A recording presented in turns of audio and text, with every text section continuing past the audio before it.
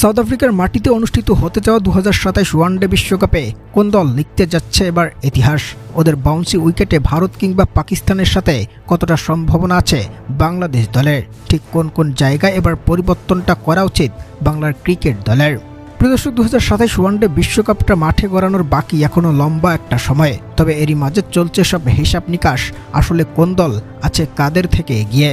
সেই সাথে ক্রিকেটের শ্রেষ্ঠত্বের এই লড়াইয়ে কারা জয় করবে স্বপ্নের সেই সোনালী মুকুটটি, যেখানে আগামী 2027 সালের অক্টোবর ও নভেম্বরের দিকে শুরু হবে এবারের ক্রিকেট বিশ্বকাপ।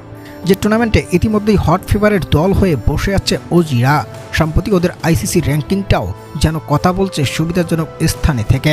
তবে ওদের উপরে এক ধাপ এগিয়ে নিউজিল্যান্ডও শিরোপা ছুঁয়ে দেখার সর্বোচ্চ দাবিদার হয়ে বসে রয়েছে।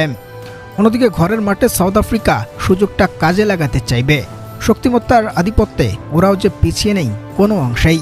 ঘরের মাঠে বাউন্সি উইকেট আর নিজেদের সেরা পারফরমেন্স সব মিলিয়ে ওরা চাইবেই শিরোপাটা এবার উছিয়ে ধরতে। এদিকে পাকিস্তান, শ্রীলঙ্কা কিংবা আফগানিস্তানের মতো দলগুলো বর্তমান পারফরমেন্সটাও দুর্দান্ত। ওরাও নিঃসন্দেহেই থাকবেই শিরোপা ঘরে তোলার শেষ লড়াইয়ে। যেখানে র্যাঙ্কিংয়ের একেবারে শীর্ষ অবস্থানটা ধরে রাখা ভারত বর্তমানে শিরোপাটা ঘরে তোলার সর্বোচ্চ দাবিদার হয়ে অনেক আগেই বসে আছে।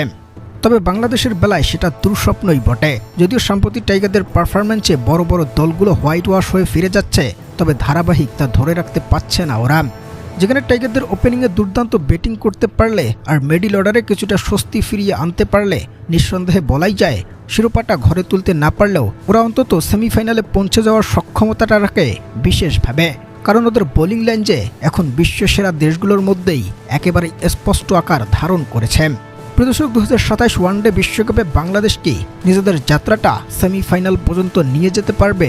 জানাবেন কমেন্টে।